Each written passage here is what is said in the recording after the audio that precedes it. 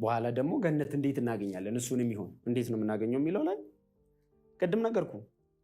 እነዚህን ህጎች በሙሉ አንድ ሰው መፈጸም እንኳን ቢችል ፈኡሙል ሃዊያ የሚባል ኮንሰፕት አለ። አንድ ሰው የፍጥረት ስርዓትን ነው የሚያስረዳው። አንድ ሰው ከተረገዘበት ቀን ጀምሮ 40ኛው ቀን ላይ ከአላህ ሁሉንም ሰምቶ መዝግቦ ይመጣና አንዱ መልአክ በእናቱ ማፀን ውስጥ ምልክት ያደርግበታል። በእስልምና አስተምሮ የመጀመሪያው ስራ ይመዘናል። መልካም ስራ ከበለጠ ገነት ትገባለህ፣ ክፉ ስራ ከበለጠ ሲኦል ትገባለህ የሚለው ነው። ግን ይሄ ፈኡሙል ሃዊያ የሚባለው ኮንሰፕት አንድ ሰው አጅር ከይር የሆነውን ነገር ያደርጋል። በኦሮምኛ ቶልቱ ደለገታ ይባላል። እንደዛ ይለናል ሼኪውና ኢሳፊ ጀነተ ጅዱ ሀገታ ኩን ቶኮ ሀፍቱት በሱና በገነት መካከል አንድ እርምጃ እስኪቀር ድረስ ከዛስ አላህ ያጣመመዋል። ለምን? ፈኡሙል ሃዊያ መጀመሪያውኑ የእሳት ልጅ ነው፣ ምልክት ተደርጎበታል። ገነት መግቢያ መስፈርቶች አሉ። በጣም ብዙ አላህ ኮንሽስ ሆነ መሞት ማለት ላኢላሃ ኢለላህ ሙሐመድ ረሱሉላህ ብለህ መሞት ሚል አለ። ስራ ተመዝኖ ሚል አለ። አይ ማህፀን ውስጥ ተወስነ ሚል አለ። ስራ ተመዝኖ ሚለው ከሌሎቹ ጋር ይፋለሳል። በቃ ኮንፊውዥን ውስጥ ገባል። ያኔ ነው ዳዲ የምትባል የሰፈራችን የአንድ እኩያዬ ልጅ እናት ቡርቃ ይባላል ልጁ። የሱ እናት የመጽሐፍ ቅዱሱን አምላክ ትንሽ ብዙ አይደለም ትንሽ ታወራኝ ጀመር። እሷ በሮ ነች፣ ብዙ አታወራኝም። እግዚአብሔር የሰው ልጆችን በፍቅር ይወዳቸዋል የሚል የመጀመሪያ ነገር ሰሙ። አላህ ሩሩ ነው፣ አላህ አዛኝ ነው፣ አላህ ይወዳል የሚለው አለ እዛ። ግን የጀጅመንቱን ስርዓት ስታይ የአላህን ባህሪ እዛ ላይ የተገለጠውን ስታይ ደግሞ በጣም አስፈሪ ነው። በጣም አስፈሪ። በፍጹም ለሰው ልጆች ርህራሄ ያለው አይደለም፣ ግድ ያለው አይመስልም። ስትነግረኝ አምላክ እኔን አስታውስ፣ የፍቅር ጥያቄ እንዳለብኝ፣ የመገፋት ጉዳይ እንዳለ ቤት ውስጥ።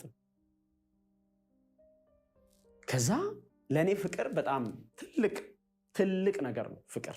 ምክንያቱም የጎደለኝ እንደሆነ ማቋ አንዱ ነገር እሱ ነው። ብዙ የጎደለኝ ነገር ቢኖር እንኳን እግዚአብሔር ይወድሃል። ለእኔ ኢቭን አሁን እውነትነቱን ለማረጋገጥ ምናም እዛ ጋ ጥቅስ የለም። ንግግሯ ዝም ብሎ እግዚአብሔር አምላክ ይወድሃል፣ የፈጠረህ አምላክ ይወድሃል አለችኝ ማለት ነው። ለእኔ ትንሽዬ ብርሃን ሆነችኝ። ጥቅስ አልነገረችኝ፣ አላስተማረችኝ፣ አላስረዳችኝ፣ ምንም ነገር ይወድሃል ብቻ። ከዛ በኋላ ነው አንድ ሰው ክርስቲያን ሞቶ ቀብር ሄደ። ምን ብሎ እየዘመሩ እንደነበር ታውቃለህ? ብይኬና ሰማይ ብያ በራበራን ገማደኒ አችገሉፍ ቦረብዲ ቀብና አችገሌ አረባፈና አሜን። ይህንም መዝሙር መቃብር ላይ ነው ስትዘመር የሰማሁት። የክርስቲያን ለቅሶ ቤት ለመጀመሪያ ጊዜ ያስደነገጠኝ ነበር። ምክንያቱም እንዲህ አይነት ተስፋ በእስልምና ውስጥ ሊኖር የሚችልበት እንደውም እንደ ወንጀል ነው የሚቆጠረው። ሰዎች ሊገቡበት የሚጋጋጡትን የሚመኙትን ሀገር መንግስተ ሰማይን ሀገሬ ብሎ ነው የሚጠሩት። ብይኬነ ሰማይ ማለት ሀገራችን በሰማይ ነው ማለት ነው። ብየ በረበራን ገመደን ማለት ለዘላለም የምንደሰትበት ስፍራ ብሎ ይዘምራሉ። በጣም የሚገርም ነገር፣ በምን እርግጠኝነት ነው ሀገሬ ነው ብሎ ያንን ሀገር የሚጠሩት ብዬ ነበር የማስበው። እና እነዚህ ሰዎች ተስፋቸው ከኛ ይሻላል። አምላካቸውን የሚያዩት እንደ አፍቃሪ ነው። ምንም እርግጠኛ የሆንኩበት ነገር የለም እስካሁን። እያልኩ እነዛ ጥያቄዎች ሳይመለሱልን ቀሩ። ሌሎች ጥያቄዎችን ደግሞ ከየት እንደሚያመጡ አላውቅም። እኔ በሰዓቱ ሌሎች ጥያቄዎችን እያመጡ የኢየሱስ ማንነት ላይ ጥያቄ መጣ። ነቢይ ኢሳ ፕሪ ኤግዚስተንስ አለው ወይ የለውም? ለምሳሌ እዛ ቁርአን ላይ አንድ ቃል አለ። ነቢይ ኢሳ ከሊመቱ አላህ ይባላል።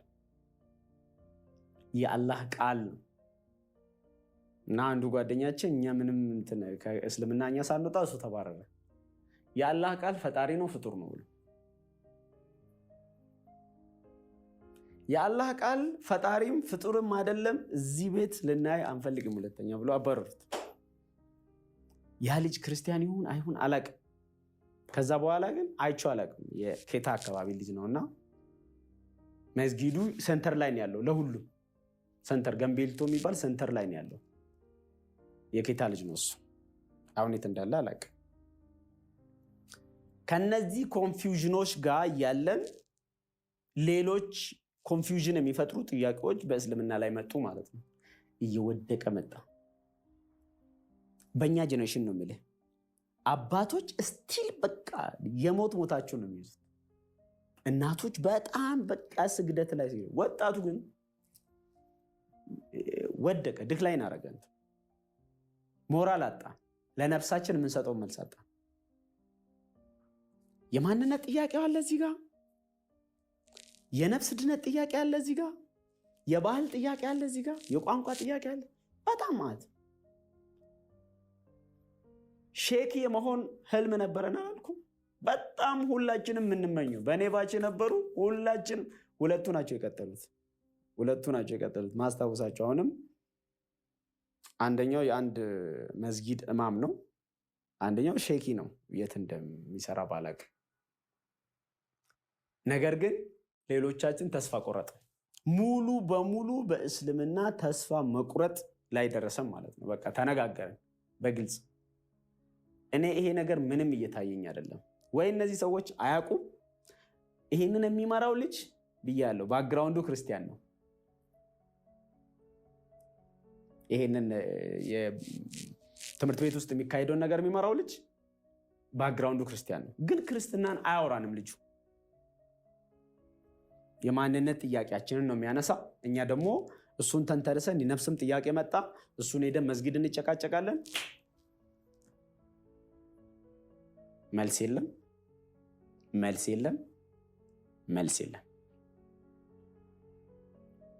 ይረግሙናል፣ ይሰድቡናል። በጠየቅነው ካፊሮችን እየሰማችሁ እየመጣችሁ የእነሱን ጥያቄ። ከዛ ነው እኔ ወደ ከተማ የገባሁት ሃይስኩል ለመማር። ሃይስኩል ለመማር ከተማ ሲገባ አንድ ፋሚሊ ተዋወቅኩ። በአጭሩ ሲነግር እግዚአብሔር የሰጠኝ ቤተሰብ ማለት ይችላል። ጥቅስ አላስተማሩኝም። ልክ እንደዛችኛው ምንም አላወሩኝ። ህይወታቸውን አየሁት። እግዚአብሔር በሚያውቀው በቃ አይምሮዬ ላይ እንደ ምስል ነው ያለው። ኢትዬ ፋንቲ ትባላለች። የእናትየው ጸሎት፣ የልጁ ጠዋት ተነስቶ ይዘምራል። እኔ ሌላ ነገር አይደለም፣ ደስታ አይቼ አላቅም። እንዲህ አይነት በአምላክ መደሰት አይቼ አላቅም። ሌላ ጥያቄ አይደለም። ደስታ የሚባል ነገር በጣም አስፈሪ ነው። በፊቱ መስገድ ነው። በቃ ዝግ ብለን የምታወራው የሃይማኖት ስታንዳርዱ ጨዋነቱ እንደዛ ነው ምናምን ነው። የመጨረሻ የሚያሸንፍ ህይወት። በተለይ እናትየው እኔ አሁን የክርስትና ዲኖሚኔሽኖች አሉ ማቆ ነገር የለም። የገጠር ልጅ ነኝ እንዳልኩ ከተማ ስመጣ እነሱ ናቸው የተቀበሉኝ። በአጋጣሚ የተዋወቅ ነው። ኢትዬ ፋንቲ ትባላለች። 2 ልጆች አሏት፣ አስፋው ማስረሻ የሚባሉ። ከዛ እኔ ምንም አሁን በክርስትና ውስጥ የሚጎሩ ነገሮችን ምንም የማውቀው ነገር የለም። ምን እንደሚያምኑና ምን እንደማያምኑ አላውቅም። ደስታ አየሁ፣ በአምላክ መደሰትን ግን እዛ ቤት አየሁ፣ በአንዱ ልጃቸውና በእናትዮ ላይ በዋናነት። ከዛ ከዕለታት በአንዱ ቀን ቤተ ክርስቲያን ይዛኝ ልትሄድ ጠየቀች። አይሆንም አልኩ። በጣም ስለፈራው ማለት ነው በአንዴ እንደዚህ አይነት ነገር ውስጥ መግባት። ከዛ ፋሚሊ ጋር ጌታን በደንብ ሳላቅ ተለያዩ። ግን ቤተክርስቲያን አንድ ቀን ወስዳኛለች። በቃ ምንም እንትን አላልኩም፣ በፍርሃት በቃ ከኋላ ሆኜ ምናምን እቺ ቶሎ ጠፋው። ከዛ ቤተሰብ ጋርም ተለያዩ። ከእስልምና ተስፋ ቆርጫለሁ። አስተዳደጌ ነገርኩ ነው። ከእስልምና ተስፋ ሲቆርጥ ያኔ የነበረኝ ሼኪ ኢማም፣ የመስጊድ መሪ፣ የእስልምና ሜቢ ስኮላር ሊባል ይችላል አሁን በማውቀው ቋንቋ አይነት ምኞት የነበረኝ ሰው ምኞት የተቀየረ። በቃ እዚህ ጋር የሆነ ተስፋ ባይ የሆነ ልዩ ነገር ባይ የገባኝ ነገር የለም። ጭልጥ ብዬ ወደ ዓለም ገቡ። ይሄንን ቪዲዮ የሚያዩ ሰዎች ያውቁኛል። ከዛ በቀጥታ ፖለቲካና አርትን አንድ ላይ ያስኳቸው። ዘፋኝ ነበርኩ፣ ዘፍን ነበር። ባንድ ውስጥ፣ ናይት ክለብ ውስጥ፣ ጭፈራ ቤት ውስጥ ሰራ ነበር።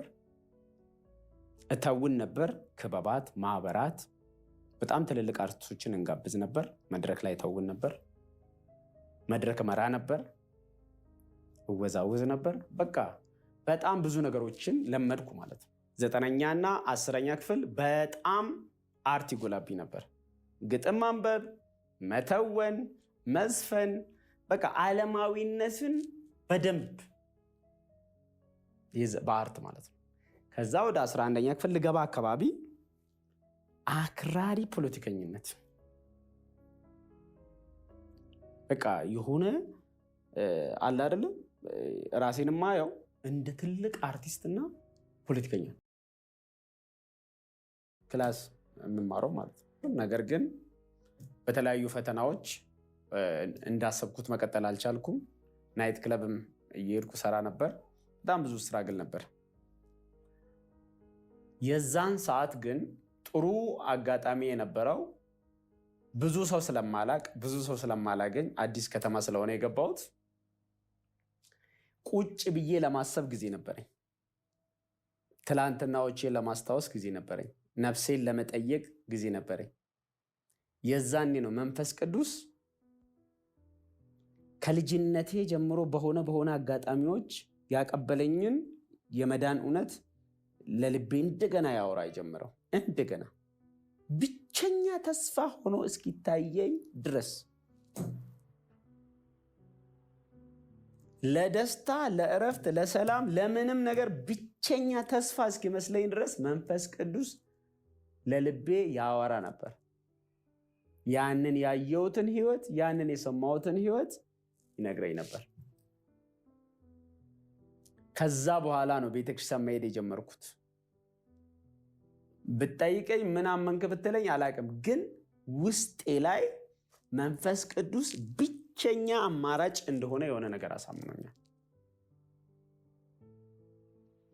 ቸርች ሄዳለሁ፣ ማልቀስ ነው እስከ ፕሮግራሙ መጨረሻ ድረስ።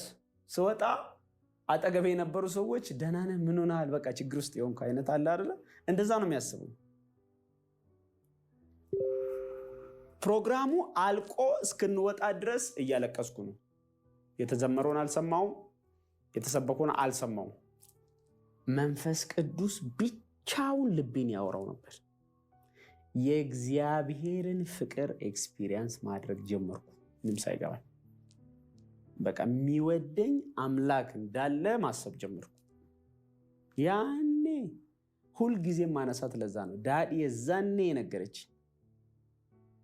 የዛኔ እንደ ቀላል ነገር የነገረችኝ ያቺ ነገር ለልቤ ብርሃን ሆና ዘር ሆና በልቤ መብቀል ስትጀምር ታወቀ።